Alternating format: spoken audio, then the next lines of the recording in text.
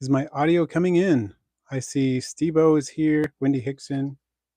I see Mini Science. Or Mini Scenes, sorry. A little bit of glare on my screen there. Elaine Smith, Laura Taylor, Random T. Welcome. Let's make sure that you can hear audio. So someone please confirm for me that audio is coming through. If not, I'll have to change my audio setup. So let's see. Just checking audio. Checking audio. Kate Degonia, hello.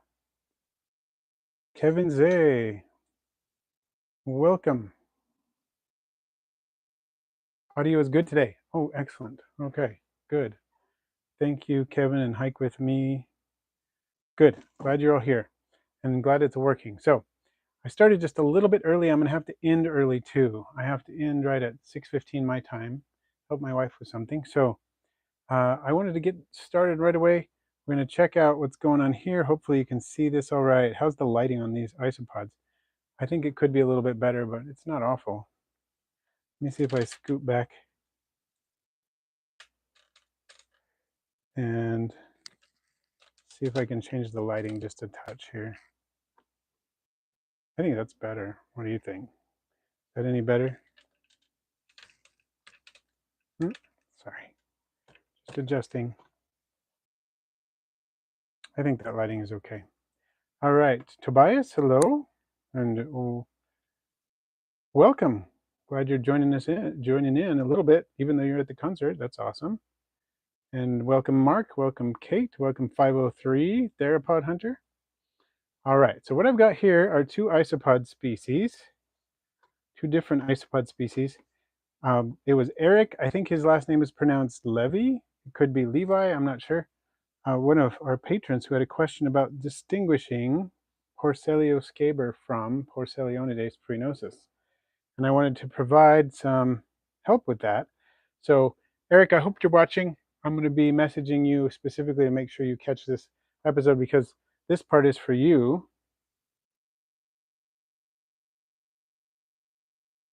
And Kevin, yes, indeed, this is dog food. Keeps them busy, keeps them in the shot to some degree. So, yep. Yeah, Wally, I know what you mean. I'm glad you got to jump in so fast. Destruction Warehouse, hello. Person that does things, welcome.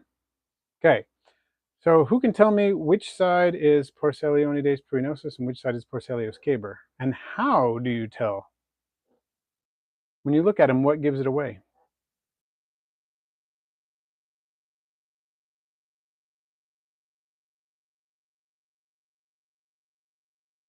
Yep. Okay, 503's got it. Magnificent Animals has got it. Left is prenosus. What are some giveaways? Right is scaber. Yep. So 503 and Theropod Hunter, you're right. On the right is scaber. And Random T, yep. Rough is another name. Scaber actually comes from a Latin word meaning rough. So, yep. Porcellio scaber is the rough little pig. Left is prenosus because it looks like it wants to evade my other colonies. Okay. There is that sheen or velvety sort of, velvety sheen or an iridescent kind of look to it most of the time. If they're really, really in a humid environment or they've just molted, that can be decreased. But yeah, that is true. That's one of the ways you can tell them apart. One thing that I noticed, and this only works with some of the morphs, but if you look at the antennae, some of the articulations on the antennae are light in color, very pale. In the wild type prenosus, which is what these are, you can see that. You couldn't see that in whiteouts, for example, but you can see it here, and it probably wouldn't be very consistent if you tried to use that trait in things like Oreo crumbles or orange cream. But with these wild types, you can see that the antennae are jointed, and some of them are a light color and some of them are a dark color. So that's another way to tell them apart. Another way, see, let's look at the antennae here. These are wild types. or close enough to wild types, and the antennae are just uniformly dark. Again, this won't work with Dalmatians. It won't work with piebald necessarily, but works pretty well with the wild types. The antennae, uniform dark color. Another thing, these are called rough for a reason. I'm going to try to zoom in a little bit more, and you can see the tubercles with little raised dots on their body segments. On that larger individual there, you can see those fairly well. You can even see it on the smaller ones. It's a little harder to see. Under good magnification, it is easier to see. And yep, scaber is noticeably larger. Their maximum size is definitely larger. They're also wider, I see people are saying too. And wider at the same length. You get the body length of this large prenosis that I'm putting right in the center of the screen. At that body length, we have some individuals that are comparable. Now they're out of the shot, but they're much wider. See, they tend to be wider in body shape and rounder, especially on the pleon or the tail area. The pleon tends to be more round, whereas it tends to be more tapered in prenosis. And right where the pleon and the perion join, there's a noticeable gap that's larger. You can see it in that large one that's now in the center of the screen. There's a noticeable gap between the segments of the terminal segment of the perion and the first segments of the pleon. That gap you can see. In scaber, that's not nearly as, it's really not what you notice. It doesn't do that as much. You see what I mean? So those are some differences that you can see without benefit of microscopy. That should be a wrap. So those are some differences you can see without benefit of microscopy. I didn't do that on purpose. Well, that last one I did, but there you go. Those are some differences you can pay attention to. With some isopods, you can tell by looking at the pleopodal lungs, which are the little white patches with which they breathe on their underside.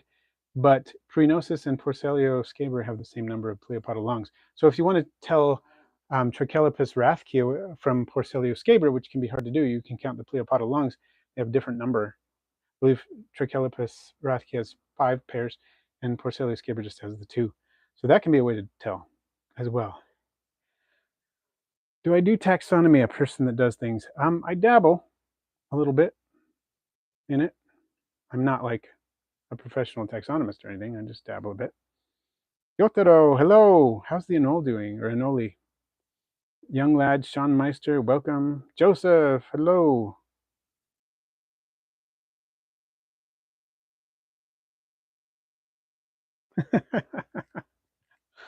All right.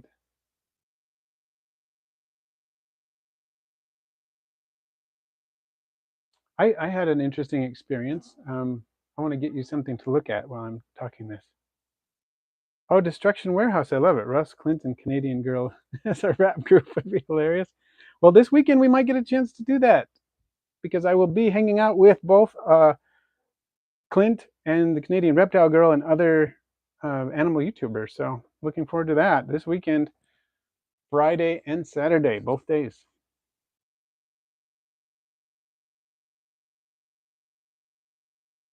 Theropod hunter, that is a good question. I'm not sure what to say about that. The differences between Prenosis and scaber and Paracae and Polyci. I feel like they're both, you can find a lot of differences between both. Sorry to hear that, Jotaro, about the Anole or Anole. Very sorry to hear that.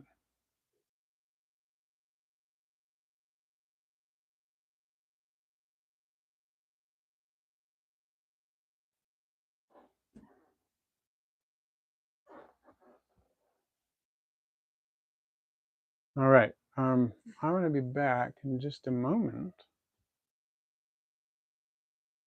What did I want to show you all?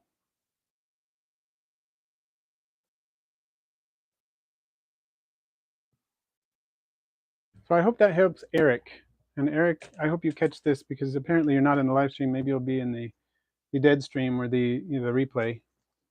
Dead stream is kind of a funny name for it. but I prefer actually calling it a replay because Deadstream sounds so negative in a way, even though it's kind of hilarious.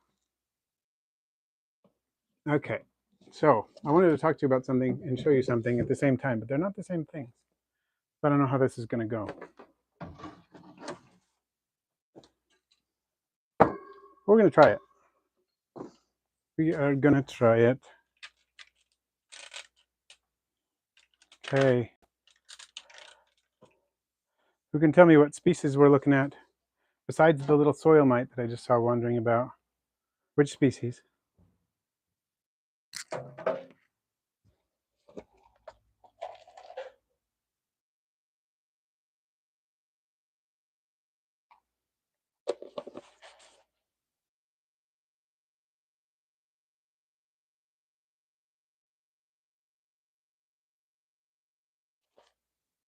Oh, Dotoro, that is a tough week. Not just Yanoli, but a 15-year-old T and a horse. Oof, that is a rough one. Sending good vibes your way. Sounds like you need some. And these are Porcelia hoffmannseggi black.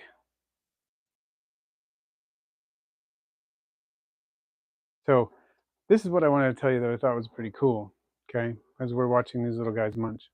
And hopefully a whole bunch of them will come up and munch on the dog food pellet there as we talk about this. Yesterday, my wife and I went into, oh, they're dragging it off. Oh, they took it away. No fair, no fair. No fair, guys. Somebody took it away. Well, that's when you pull out something that cannot be carried away. I'm going to fix that.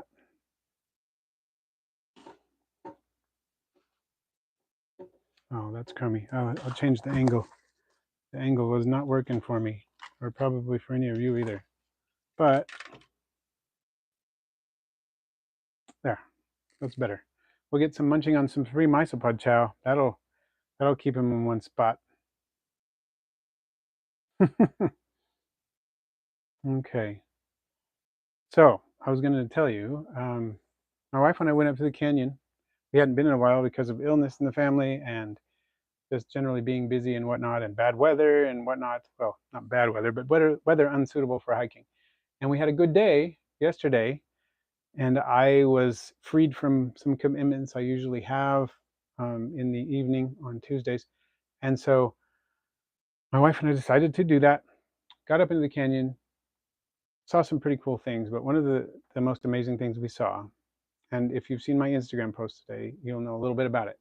I saw a clouded yellow butterfly wiggling like crazy on the side of the trail. And I was like, what's going on? Just kind of out of the corner of my eye saw it, and it caught my eye. Looked down, and it was wiggling, and it turned out it was in a spider web, and the web it was in was a juvenile black widow. And the juvenile black widow was pretty small, it was juvenile, it was not a big spider. And it proceeded to subdue and wrap up and then drag off this butterfly about 6 or 7 inches away from where it had gotten caught in its web. And we watched the whole process. And one of the coolest things about it, I mean, it was fascinating to watch, no question. But one of the coolest things about it was that my wife was fascinated by it. The whole process. We started watching it. I didn't know how much she wanted to see because, she's not nearly as into spiders as I am. So at one point she said, is it weird that I just kind of want to sit and watch this entire process? And I said, no, it's not weird at all. It's super cool. And so we did. We sat and watched for a long time until it completely subdued the butterfly, and then began to eat it. You could see it was envenomating it at least. And yeah, I did record some of it. Somebody just asked, Destruction Warehouse was asking about that, if I had recorded it. And I did, and I posted little clips of it on Instagram, like just a few seconds of the beginning, middle, and end of the process, because, Instagram, how that is. If I had posted the whole thing, it would have been ridiculous. But it was really cool. So if you want to check it out, you can. And I just think it was really cool that my wife was on board to watch it. She really wanted to. She in fact asked to, can we sit and watch this? Which I thought was fantastic for a lot of reasons. Just the fact that a few years ago she wouldn't have done that. So that was neat. Very neat indeed. So a person that does things until about 6:15 my time. So it'll be about a 45-ish minute stream. Yeah, and she already likes jumping spiders, which is cool. She's not a huge fan of most other spiders, although um, she kind of thinks the blue tarantula looks cool, and she said he has a cute, or he or she, we don't know yet, has a cute derpy face. So that was cool. Still doesn't mean she wants another one. It was cool. One of my viewers, Woody from 50 Exotics. If you don't follow him on Instagram, check out what he does. He does some cool stuff. But he's local, and he had a table at the expo I was at on Saturday too. And when we were setting up on Friday, he came to me and he's like, "You need to get another tarantula." I was like, "Oh, I'm totally on board, but my wife isn't." And then the next day, he came to our table and he's like, said to my wife, "I'm here. I'm convinced Russ to get another tarantula." And she said, "Well, it's not him you have to convince, it's me." And the answer is no.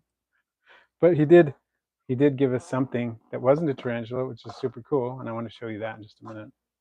But it was a really fun expo. Got to see a lot of viewers there, and vendors and things that I know, and other people, like a couple of folks from Clint's Reptiles were there. Clint wasn't there for several reasons, but I know I think I had just briefly met one of the folks who works down there at the reptile room, Sawyer, and I got to talk to him. But I've actually, one of the people who worked there, her name is Mackenzie, and I've known her for years and years and years, since she was in junior high school, because she's friends with my son. And so we got to hang out with her a bit. Their setup was just right next to ours, and so that was fun. Get to kind of hang out.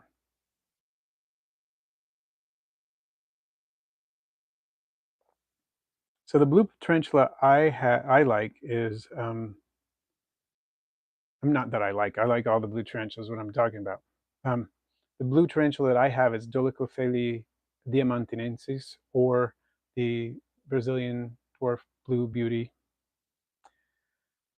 And I really get a kick out of it. It's absolutely gorgeous. But yeah, I'm sorry that Yotaro, you lost yours, and at least it was a male though, and that doesn't really help it feel better. But at least you know that 4 years with a male, you did a great job. You don't have to like question that you did anything wrong. 4 years is awesome for a male after maturity, so that's amazing. So one thing I just want to pop in with, this is what Woody gave me at the expo. Oh, jumping out of the camera. Oh, look at that face. Look at that face.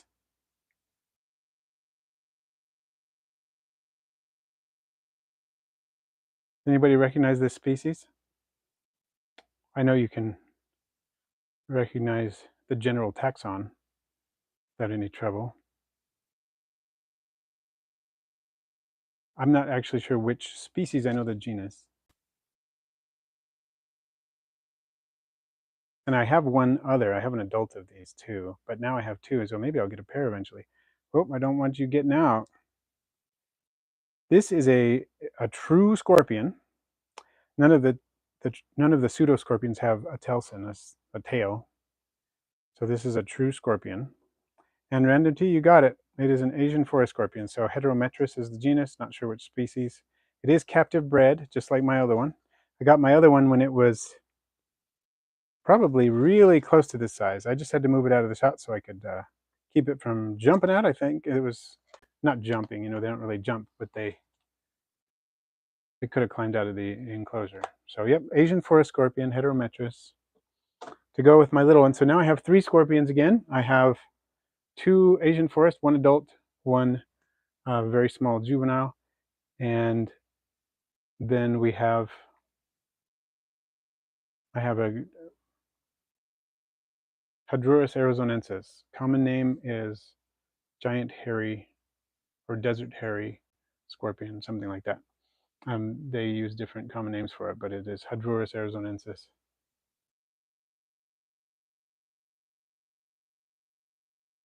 Yeah, I'm not sure. I've read a little bit about the different species of Heterometrus, and they can be different colors and different things like that. So I'm not sure which one this is. So a person that does things, is breeding scorpions challenging? I've never bred scorpions, but apparently with some scorpions, with communal ones, all you do is just keep them together and take good care of them, and they're going to breed. And there are also some parthenogenic scorpions, so conceivably it's similar with those. But a lot of people breed a lot of scorpions. Some scorpions are easier than others to breed in captivity, but I don't think Hadrurus arizonensis is particularly easy. But from what I understand, the Asian forest scorpion is not that hard to breed in captivity.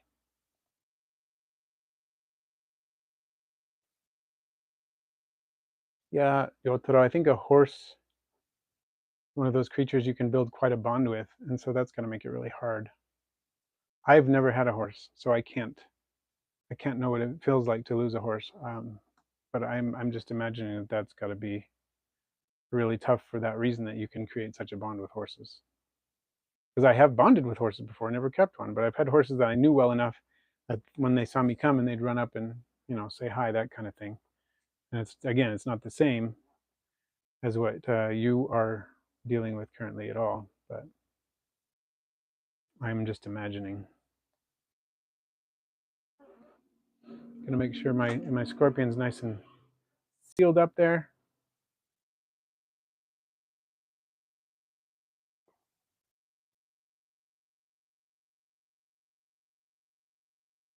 So I wanted to talk to you a little bit about the Reptile Expo too. A little bit more about it. What did I do? I ended up selling. We did pretty well at the expo. It was a slow expo, but we did pretty well. And I sold, let's see,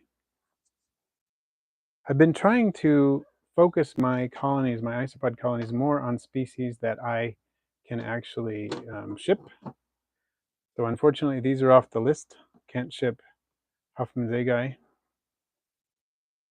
any of the morphs. Here's another one I can't ship. But fortunately, I had a permit to receive these. I think that permit is going to expire soon, but I don't imagine I need to get any more imports of them in. But this is another species I can't ship, but I had a permit to receive Gestroy, and I don't think they're granting permits to receive these without a containment facility anymore. But it is one of my favorite species. Yep, I think I sold some of these at the expo because it's in the state. I don't have to worry about going across state lines for the expo. So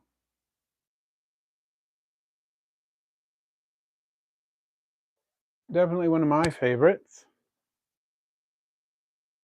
You have requests about what you would like to see?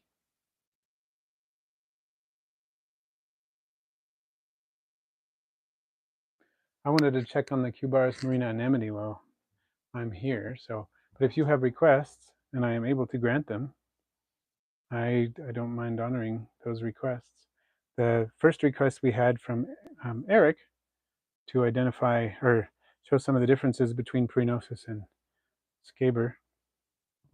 Bring back the scorpion, huh? I can do that for a minute. There we go. Little scorpion. This is small enough that it would just about being able to perch on my thumbnail. Quite tiny. There's pieces of a molt there. You can see a couple of legs on the molt. There's, where's the rest of the molt? Maybe it munched it. Oh, there's another piece of it. Right there.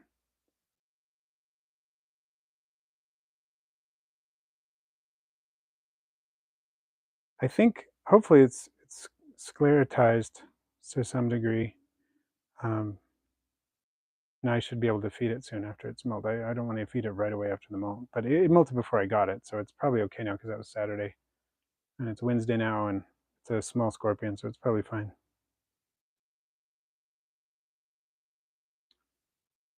So a person that does things. Have you tried culturing slime molds? I've had them show up in my isopod cultures on occasion. Not like in all my isopod cultures all the time, but I've seen it sometimes. I even had it in a dart frog colony enclosure at one point. So yeah, I've played with it in that sense. I haven't attempted to culture it on purpose, but I have had it in some of my enclosures. So theropod under Asian forest scorpions placid. Well, mine have never seemed particularly placid, so I haven't attempted to test that. I haven't attempted to handle them or anything like that.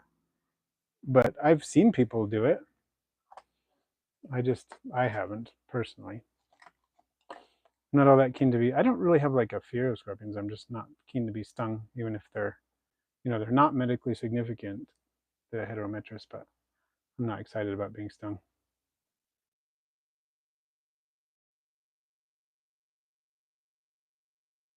Yeah, I think slime molds would be cool to play with, to experience how they move and experience how they exist as a colonial organism that can divide itself up into individuals.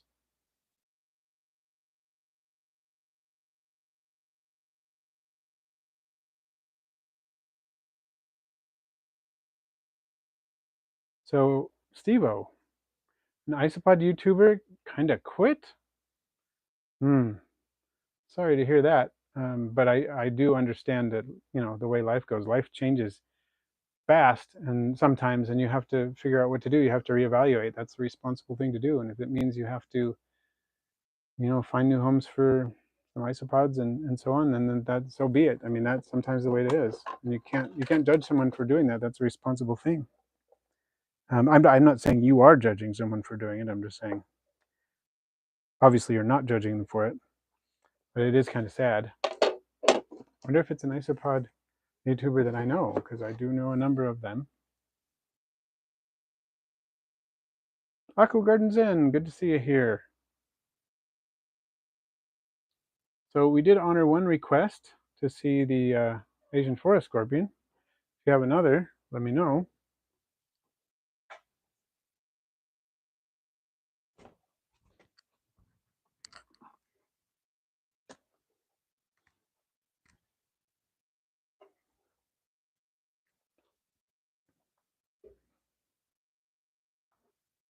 Let's see.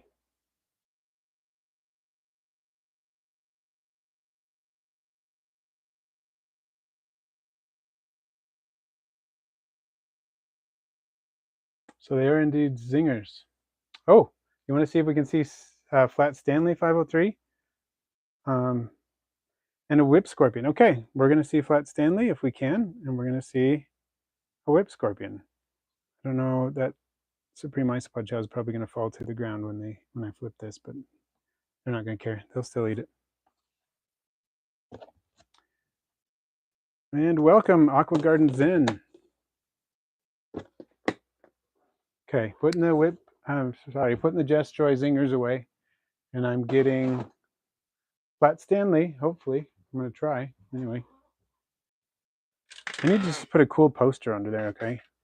So here's Flat Stanley's enclosure. Sorry about the sound. He actually molted within the past week or so for the third time since I've gotten him. There's the molt up in the top left, and there's Stanley right there. He looks a little bit scared, or a little startled is maybe the term, but is doing all right. When I first got Stanley, he had had a little bit of I guess, a molting issue at some point before I got him, and had molted recently when I did find him, and had a couple of legs that were a little bit smaller, but I think that's not true anymore. I think they're pretty symmetrical.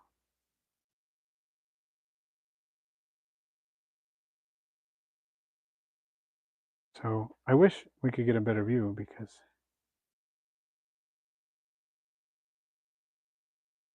maybe I can get a better view. Let me see if I can. Oh, that's not what I meant to do at all. Probably upset Stanley a little bit. I just fed Stanley recently. Let me get my little paintbrush, and I'm going to see I can just gently coax him.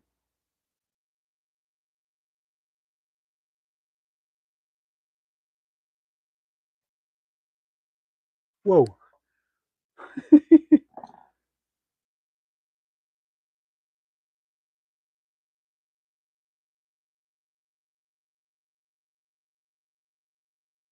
I could have gone dreadfully wrong, but it didn't. Jumped right outside the enclosure for a second. I'm still learning how to deal with like lightning fast spiders because he can be pretty fast. You can't get an excellent look here, but you can kind of see what's going on. Let's see. So Mr. and Mrs. Morelia are here. So Flat Stanley is a Selenops. That's the genus. Let me see if I can flip the enclosure around really quick without scaring Stanley half out of his mind and making him run away. There, that's better. I'm going to try to lower the camera, see if we can get a better shot at Flat Stanley right in front of his moon rock. So Selenops is the genus. It's a selenopid. And there's, you can see a little bit of the molt in the top right there, right in front of the selenite stone. So a Selenops in front of the selenite. Super cool. So Flat Stanley, for those of you who don't know, was something I found Flat Stanley on Sky Island Adventures, and so Bugs in Cyberspace shipped Flat Stanley to me after Sky Island Adventures, and I've been really enjoying having a selenopid. So cool. Both Peter and Jesse told me that they're really cool to keep. They're not hard. They're among their favorite spiders. And so I said, hey, I'm going to give that a try. So here we are. Chris's Critters is here as well.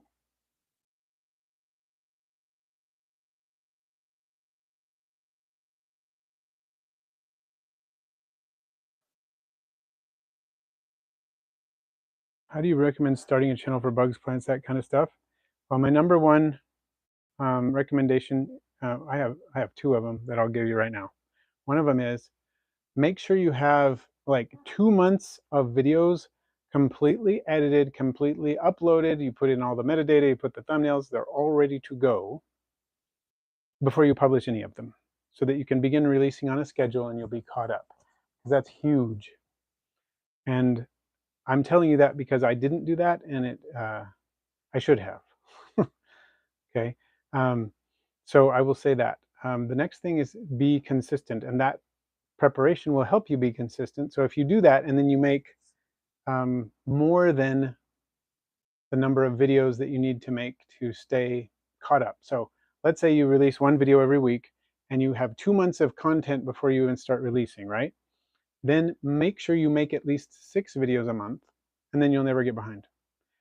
And then make sure you post at this, consistently every week on the same day, and that will help.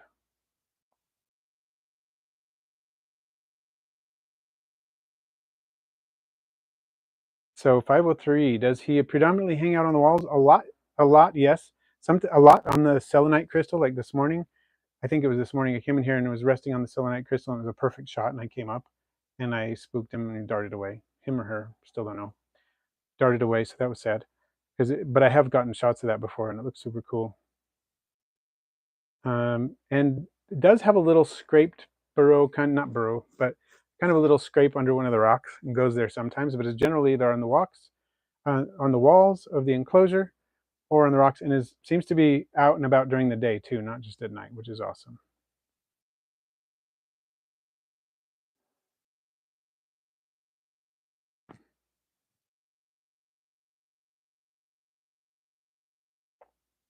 And don't make too many videos. What I do see when people start out, like, oh, it's better for me to release a video every day, or this week I'm going to release 5, and next week I'm going to do 2, and next week I'm going to do 1, and then I do 0, and then I do 5 again, and now I do 7, and now I do 6, and now I do 3. That's not a good way to do it. It is better to release content more regularly, in my opinion, than it is to release a lot of content but on a sporadic schedule, because then people know what to expect. And if your consistency means that you do a live stream every day, but you do it at a different time every day, that's not necessarily a bad thing. That is a form of consistency. People can count on, oh, there's going to be a live stream sometime today, you know. And for me, I try to be very consistent with it, but I also change things up a little. Like in the summers, I typically do some live streams earlier and sometimes on a different day, so that a different audience from a different part of the world that usually can't catch my live streams because of the time zones, and I don't have a lot of choice of when I do my live streams because of my schedule. But during the summer, I have more flexibility, so I try to be flexible for those people. And so switching it up a little bit in the summer is not necessarily a bad thing. Aries, hello. So hopefully that helps.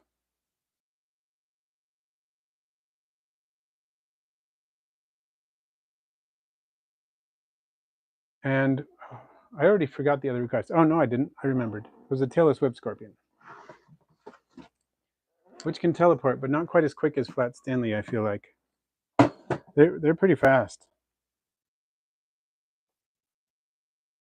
But I think Stanley may be faster. Oh, sorry, I kicked the camera tripod.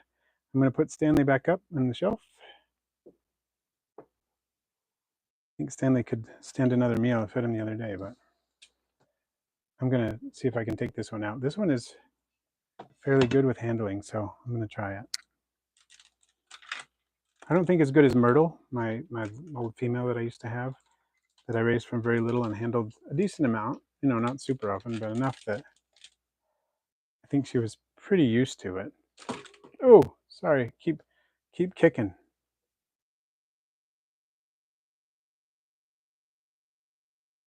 Just going to try to ease out onto my hand here.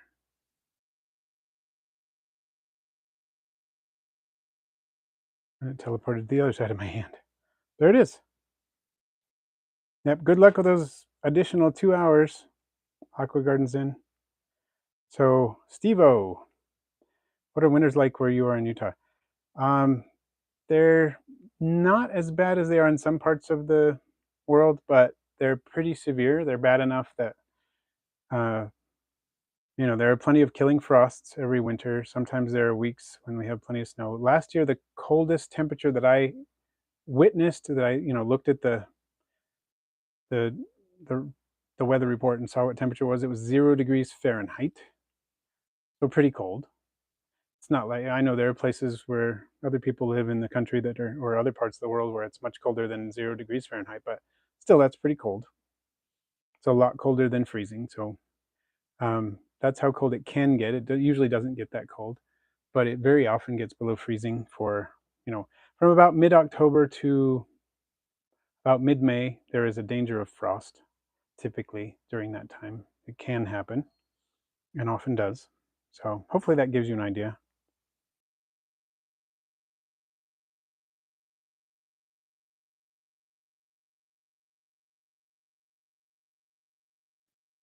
So that is what the winter is like.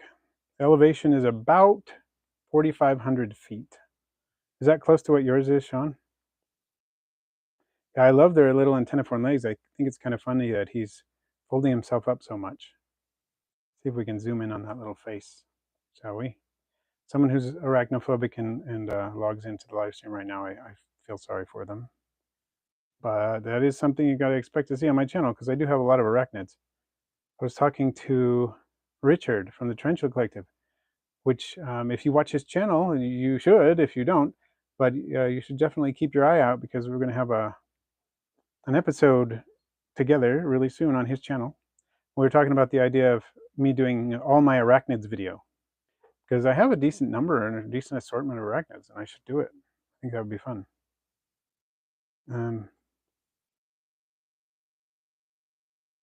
So yeah, so I'm somewhere, about 4,500 feet. So Sean's a little higher up than I am. Somebody asked me what my favorite isopod was, which is a hard question. But who was it? I'm trying to go back and see. That was Chris's Critters. If I had to pick one isopod from a practical standpoint, it would probably be Porcelia unites pruinosis, because they're a good display isopod, super hardy, come in different color varieties, super day active, super good feeding response, and super good with bioactive. But if I had to keep one just for display, it would probably be Armadillidium gestroy, because they are so fantastically beautiful, so active, so big. They breed well, but not too fast. Super hard to beat. Red Lily Dragon, greetings. Oh, it was a lot of fun to chat with Richard from Transient Proactive. So keep your eyes open for that on his channel. Would love it if you'd pop in and leave a comment on that video too on his channel. That would be fantastic for him and fantastic for me. So that would be wonderful. Yeah, Wendy, we actually talked about that. The fact that he got stung by one of his scorpions. Something that I have not experienced that. And he recently released a video on that. So that's something you should check out too. My mom got stung by a scorpion when she was a kid, probably a Texas bark scorpion. But that's not what Richard got stung by. He got stung by something with a little bit more kick to its venom.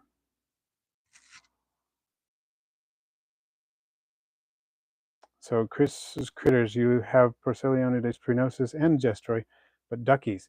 Duckies are pretty cool. I wish that they were more active and visible. You have to have a pretty big colony for that to happen. But they're pretty cool.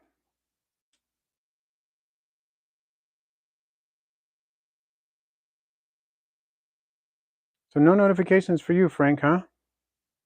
That's weird. I wish YouTube was better at that. So, Steve-O, I have had mantises. I don't have one at the moment. I collected a really tiny one this spring, or was it? So I guess it was summer, and we had kind of a late hatch for them. So I think it was July probably when I collected this little one. It was probably a little less. It was probably like 3/4 of an inch long, and it got through several molts very well. Was growing really well, and then on the molt, which I think was either its penultimate molt or the molt right before. It was either its ultimate molt or penultimate molt, is what I meant to say. And it didn't make it. I found it sprawled on the bottom of the enclosure, just totally messed up. So that was super sad.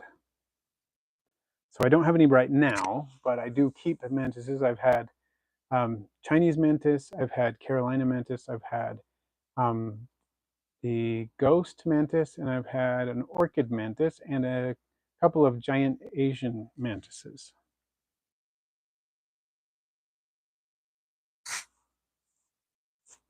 So Chris, you have about 10 species of isopods. That's awesome. So I think our request, this one is not a very dynamic request today. Maybe when we put it back, it will be. What I love, it's kind of mesmerizing to watch them notice that they can feel and smell where their enclosure is, and they'll go back into it. I do this at presentations a lot. They know exactly where to go because they smell their familiar enclosure. Love that about these. It shows how sensitive their antenniform legs are, chemosensitive.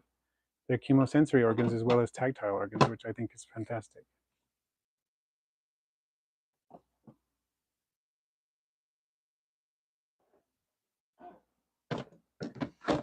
Putting that one away. See, there's Flat Stanley right there in front of his stone. Oh, Domingo's here. Fantastic. Oh, I wanted to show you the Cubaris anemone, Cubaris marina anemone. That's what I was going to show you. See how they were doing. I wanted to check on them anyway. So here we go. What I love about these is they're like the Cubaris marina form of lava, in that some of them are straight orange, some of them have markings, dark markings on them. Colony is doing pretty well, you can see here, but see how some of them have the dark markings on them, like a calico kind of? Some of them don't. Really like that about them. Having trouble getting a good focus on them, unfortunately. I don't know why that is. But so you can see that one right in the middle of the screen. It's got some dark markings on it. And so is the little one right above it that just took off. Some are climbing onto my finger. I think I need to put some more leaves in here. There's no question about that. So I don't think I do. I know I do. Also, I can tell that these egg flats are getting pretty hashed. but of course the cork bark is more resilient. I wonder if there are any of them hanging out inside the acorn cups, because that's fun when they do that. Sorry, I seem to be getting out of focus quite a bit. I'm going to put a little food in here.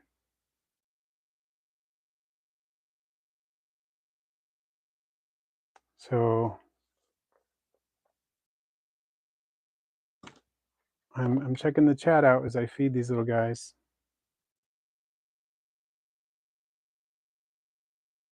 Yes, flat Stanley is the perfect Halloween spider. I agree. Does putting them in 100% new enclosure stress them, Russ? Or are we talking about mantids?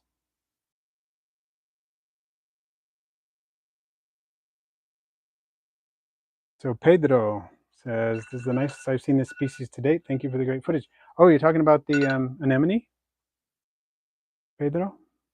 I really like anemone a lot. It's definitely my favorite morph of the species. And they're so colorful, and the sort of semi-gloss look to them is fun. Variability is fun.